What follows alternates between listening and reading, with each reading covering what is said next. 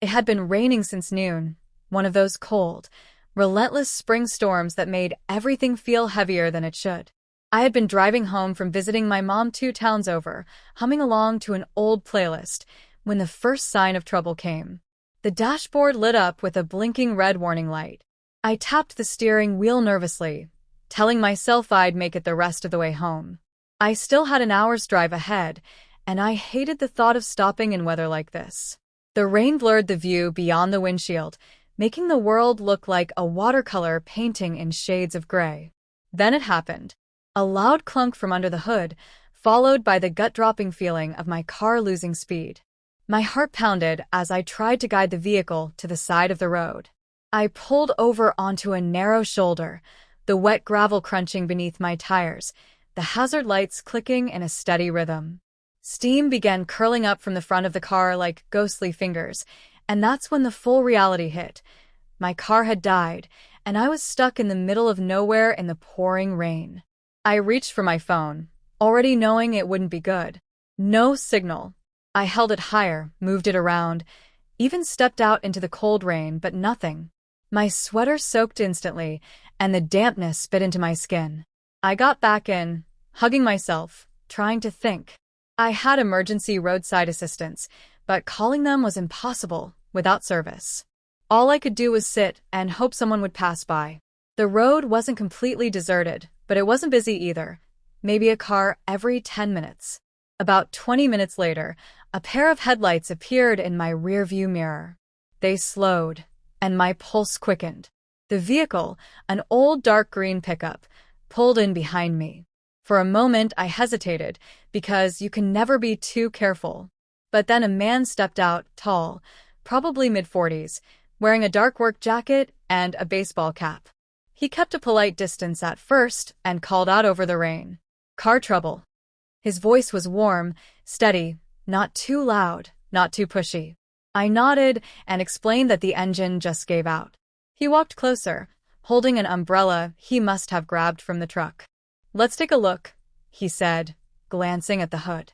I popped it open and steam immediately hissed upward. He leaned over the engine, shining a small flashlight from his pocket. "Looks like your battery cable might be loose. Could be why the engine died on you," he explained. His name was Mark, and he said he was heading home from a late shift at the machine shop in town. He tightened a few things, but after a couple of attempts to start the car, it still wouldn't run.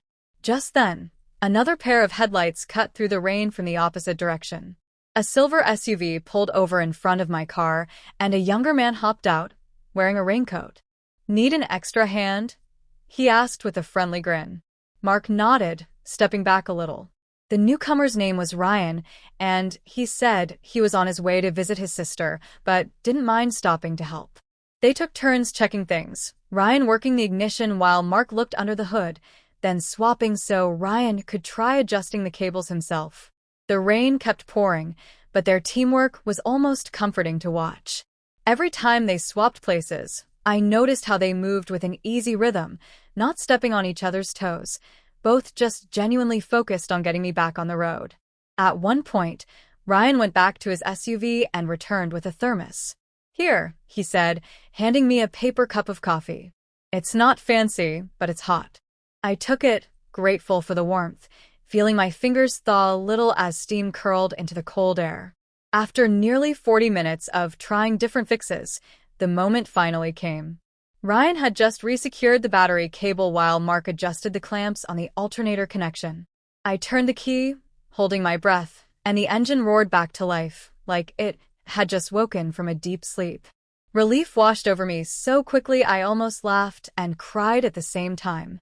I stepped out into the rain again, thanking them both over and over.